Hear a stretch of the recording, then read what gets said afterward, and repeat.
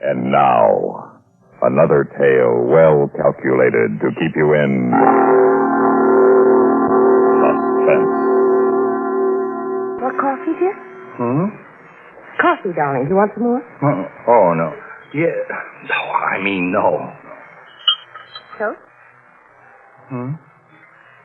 Toast, darling. You want some? Huh? Atlas, if you just put that newspaper down for a moment, you'd hear what I was saying, and your breakfast wouldn't get cold. I'm sorry, dear. This thing in the paper. Yes, obviously this thing in the paper. You're not just reading that paper, you're staring at it. And? You look so strange. What's the matter? This story. And this picture. What story? What picture? Jan, I never knew what Al Tinney looked like. Al Tinney, the racketeer? Yeah. Well, I don't know what he looks like either. Honey, you haven't answered my question. Is something wrong? I never even saw a picture of him. Come to think of it, neither did I. I wouldn't know if he bumped into me. Ed, what's that got to do? The point is, I didn't when he did. What are you talking about? I didn't know Tinney when he bumped into me last June in Capital City. In the lobby of the Guarantee Building. Bumped into it apparently right after he committed a murder. And what is all this? Well, the whole story's right here in the paper. Tinney goes on trial in a few days in Capital City for murder. He's accused of shooting a man in the man's office in the Guarantee Building up there last June the 5th, around 11 a.m. So? Well, so everybody's sure he's guilty, but he's got the usual racketeer-type alibi, 20 miles away at the time of the shooting. Well, if they can't break that alibi, he's going to get away scot-free. Understand? You mean because nobody can place him at the scene of the crime? Yeah, exactly. But, Jan, I can. Oh, Ed, no. Yes, I was there on business that day, you remember. And in the lobby of the Guarantee Building at just about 11, a man bumped into me, almost knocked me down. Never apologized, just glared at me, shoved me aside, and he hurried out. And? Now I know the man was Al Tinney. Here's the picture in the paper. So you see, Jan, I know his alibi's a lie. But maybe it's not the same man. Oh, yes, it is. Well, that was 4 months ago, 500 miles from here. Maybe you're not really sure. No, Jan, it was Tinney, all right. I'm positive. So, you see? Ed, what are you going to do? Do? Isn't it obvious? I'm going to the police here in Franklin. I'm going to tell them. Oh, no. No, Ed, don't. I don't want you involved in this. Well, this Tinney is notorious. Who knows what might happen to you? But, Jan... No, Ed, please. Ed, I'm scared of this. Now, don't tell the police. Please don't. I'm scared.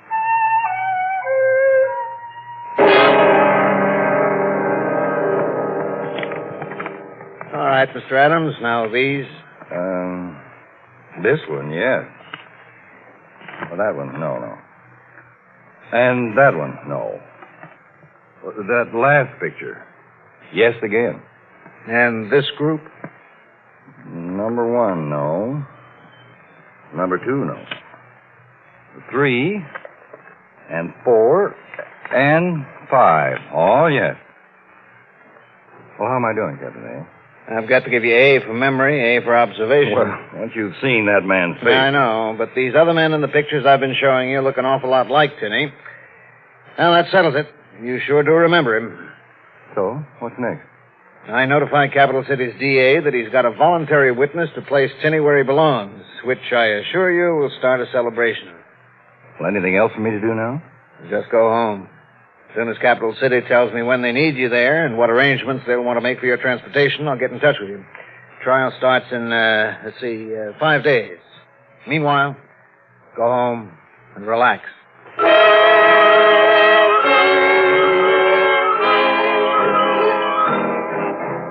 Relax? Of all the words in all the dictionaries. Just look at tonight's paper. I know, honey. I've seen it. And what's going to happen? It's right on the front page, all about you. All about how you're going to testify and how important you'll be to the state's case. Don't you see what this means? Well, Jan, it was bound to get into the Well, papers. everybody can see it, including people who may want to stop you from telling your story. Jan, they can't stop me. Can't?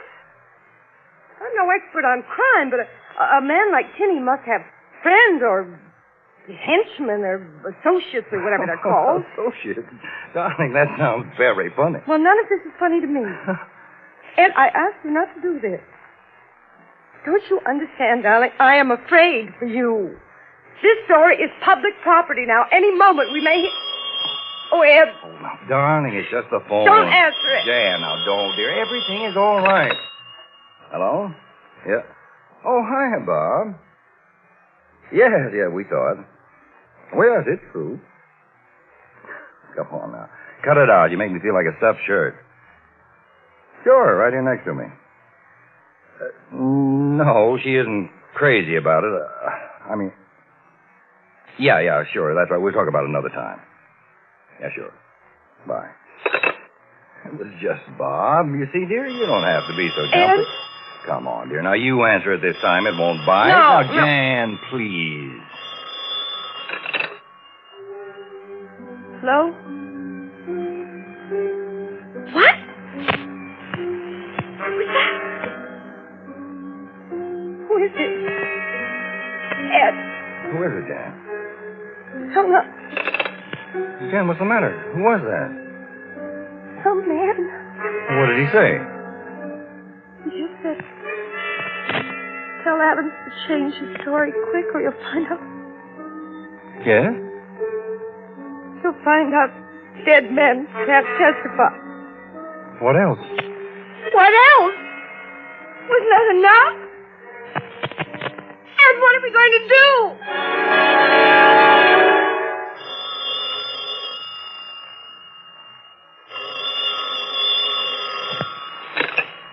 Hello? Oh, no. Not again. Oh, no, stop it. Jan, who was it? That same voice, that same message, twice yesterday, 3 times today. What did he say this the time? same thing.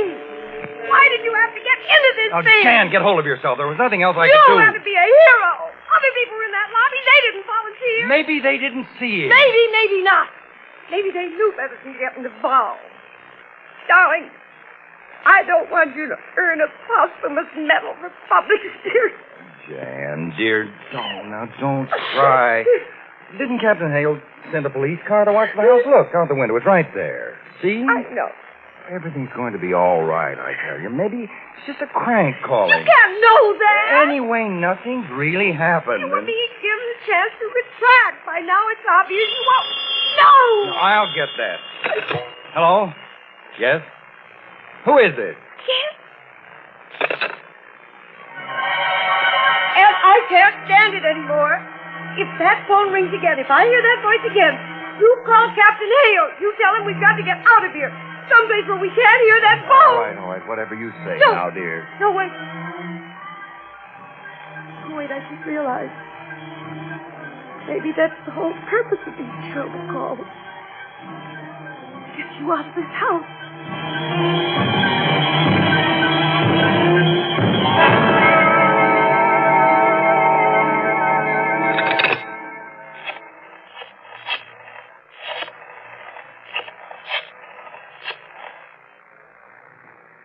Hello, Mr. Adams. Captain Hale.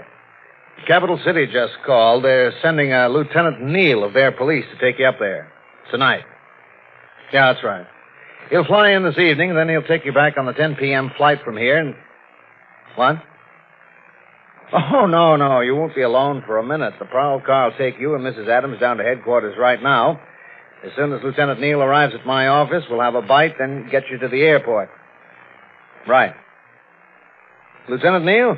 One of the best. I've heard a lot about him myself. You haven't got a thing to worry about, believe me. We're sending you up there with the right man.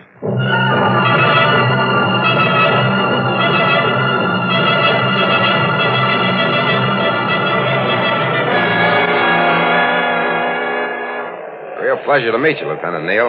I'm Lieutenant Kane of Captain Hale's squad. Oh, Kane. Kind of surprised to hear myself being paged as I got off the plane. Didn't expect to be met here at the airport. Well, we don't know you by sight down here, Neal. Hale wanted me to be sure not to miss you. See, there are a couple of changes in the operation. Oh? Like what? Well, for one thing, you don't go to headquarters. We moved Adams to a private house on the outskirts of town. That's where I take you to meet Hale. Why the switch? A little added security. Hale's afraid that, look, I'll explain it on the way. I got a car outside. Let's go.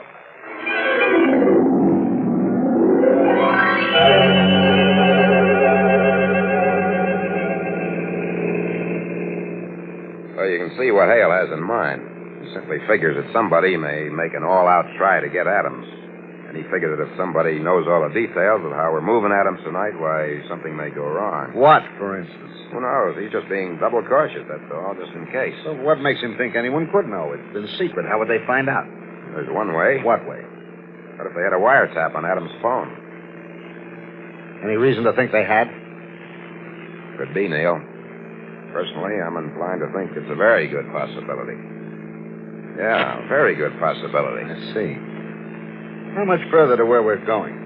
We're practically there. As a matter of fact, before we get there, there's something I've got to give you. What? This. Oh. Sweet dreams, Copper. Sweet dreams.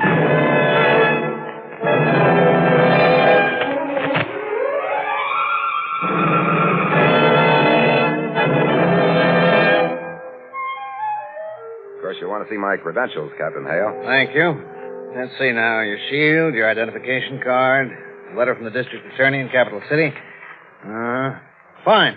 Credentials all check out okay. Happy to meet you, Lieutenant Neal. Tickled to meet you, Captain Hale. This is Ed Adams. And Mr. Adams, this is the officer from Capital City who will be responsible for your safety. How do you do? Hello, Adams. I've been looking forward to meeting you. And this is Mrs. Adams. Mrs. Adams, Lieutenant Neal. Miss Adams. Lieutenant? If Mrs. Adams looks nervous, it's because she is. Those threatening phone calls, you know. Of course, it's only natural. Lieutenant, you will be very, very careful, won't you? Mrs. Adams, I'm here to take care of your husband. I'm going to do it. Yes, ma'am, I'm going to take real good care of him. You see, Jan, I told you everything's under control. Come on now, honey, smile. Well, I guess everything's all set, huh? So how about getting started? I mean, you and me, Mr. Adams. Shall we go?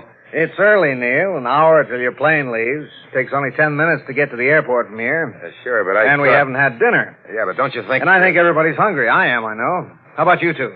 I don't think I'll eat again until the trial is over. Well, personally, I'm starved. Yeah, but so that's that. We eat. Relax, Neil. We've got plenty of time. The only question is, where do we eat? Shall we send out or go out? Well, the airport dining room's fine with me. With me, too. No objections? Good. Dinner's on me. No. It'll be on me. See, in view of everything, the least I can do is buy Mr. Adams his dinner. And I don't want you to hold back, Mr. Adams. Order anything you want for the meal. I want you to eat like there's no tomorrow.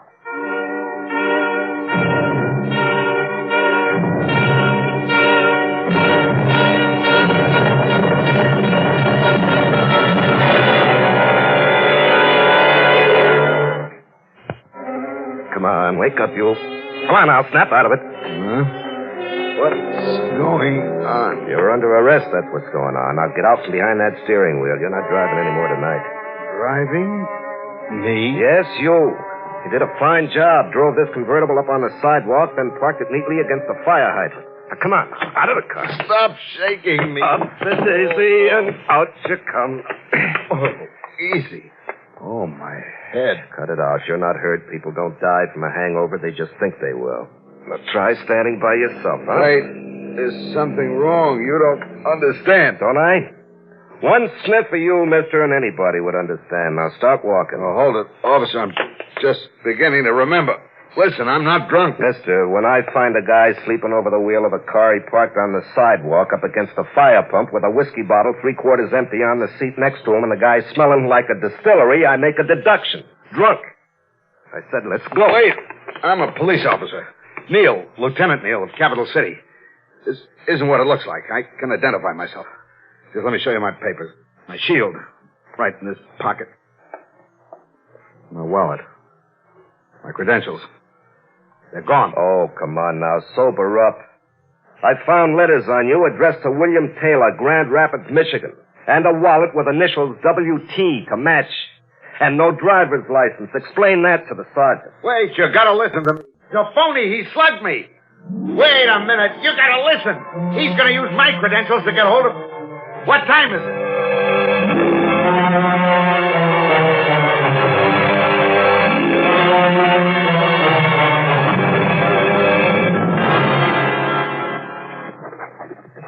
Driving without a license, driving while under the influence of liquor, damaging private property, damaging city property, and resisting arrest. Busy evening. Sergeant, we're wasting time. I've been trying to explain what happened. I can identify myself if... Oh, yes, also impersonating an officer, or trying to. Is that right, Tom? Right. Will you stop this nonsense and let me explain? You call these charges nonsense, Taylor? For the last time, my name isn't Taylor. And I can identify myself if you'll let me use the phone. No, you're identified now. Then you use the phone. I'll tell you where to call. Forget it. Don't you see time's running out? Look at that clock. A man's got my credentials. All he has to do now is present them to Captain Hale of your police department right here in Franklin. And when he does... Franklin? Now, look, you're in Sunnyvale, 10 miles outside of Franklin. What kind of an act is this? So I was moved here. It's all part of what I'm trying to tell you. I'm here to protect a witness. His life is at stake. I tell you, my credentials will be used. Look, there's no time to go through the whole thing again. It's getting late. Right. Bedtime for you. Tom, put him in a cell where he can sleep it off. You'll be arraigned tomorrow, Taylor. You can't do this. I've a right to use one phone call now before arraignment. That's right, you have. And I've been trying to give you a break. You make that call now on the condition you're in, you waste it. Now look at you. You're drunk. You're wild-eyed. You don't know what you're talking about. Now, you sleep it off first. Make your call in the morning. Tom, lock him up. I have a right to one phone call now. It's the law. So it's like that, huh? Okay, mister, I'll let you make a phone call. One call. And then, mister, I'll want some straight answers. Now, who do you want to call? Captain Hale of Franklin Police Headquarters. Oh, I see. I get it now. You're a big shot, huh? You know, big brass in the big town, and you want to put some pressure on. Is that it? For Pete's sake, Sergeant! Well, I've got some news for you. This may be a suburb, but we don't take orders from anybody. Come along, nice fella. Just a few more steps to the desk. The officers? Upper class, drunk and disorderly, Sergeant. I found him sitting on top of the war memorial singing hinky-dinky parley-vous. He threw peanuts at me when I told him to come down. Won't give his name. Of course. Incognito from distant metropolis. Anyway, what's in her name? And for that matter, who is Sylvia? What is she? Listen, I'm in no mood for another drunk. Sergeant, my phone call. Alas for the decline of manners. Cannot a visiting gentleman celebrate with purest song the wedding of an old college chum in the wretched peasant village said chum inhabits? And having so celebrated, cannot he be booked in the local pokey, sir, without interruptions from all Why, what are you doing here, Lieutenant Neal? What? What'd you say? What was that last? I have spoken. Speak again. You know this man? No. I charge you, this is that same Lieutenant Neal, peer of detectives who arrested me in Capital City at my brother's wedding. Let him deny to be there. Preston Cantwell III. And your humble client. Well, Sergeant? Yeah, I get the picture. Oh, I'm sorry, Lieutenant. How can I... Skip it. There's no time. Call Hale. Yes, sir. Franklin Police Headquarters, quick, emergency. Look, Lieutenant, I can't tell you how bad Forget I it. feel. It was touching. Your loyalty, Lieutenant. All this distance to sponsor my suburban castle. I think I shall go to sleep. Hello, Franklin Headquarters. Sunnyvale Police, Sergeant Burns speaking. Captain Hale, please. What? Says he's not there, Lieutenant. Where is he? Where is he? Says he's at the airport dining room with some people. You got a phone in there? It's 9:35. How far is it from here to the airport? The airport's closer to Sunnyvale than Franklin. 7-8 minutes in squad car. You want to try to page Hale to the airport? No, it'll be dangerous. Hale know you by sight. Yeah. Good, get off the phone. Sure. Thanks. No message. Now what? Get a car on the way. I'll tell you what we'll do.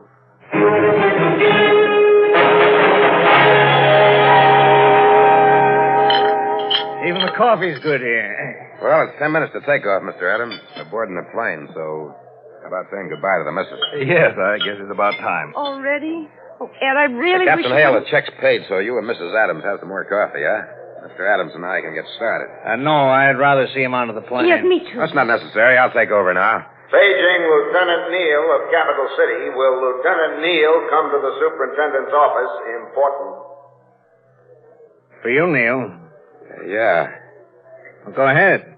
The superintendent's office just outside this dining room. Hey, look, it's getting late. Mustn't miss a plane. Let's disregard this. Will Lieutenant Neal please come to the superintendent's office immediately? Urgent. Better go, Neil. You've got time. Well, I think... All right. Come with me, Mr. Adams. Adams can stay here till you come back. Extra minute with his wife. But what? Can't trust me to watch him? Okay.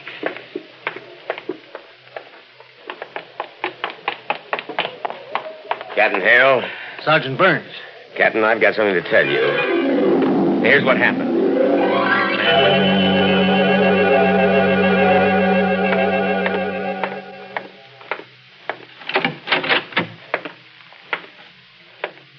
Somebody paging... You, Buster. Get your hands up. Attaboy. Now face the wall. That's it. All right, now lean. My credentials, my gun. You're Hale? Yes. Burns explained the whole thing. Good. Then I'll leave this prize package to you. Book him for assaulting me and suspicion of attempted murder just for openers, and I hope he tries resisting arrest. With pleasure, Lieutenant. 5 minutes to take off. So if you don't mind, Captain, I think maybe it's time for you to introduce me to Mr. Adams.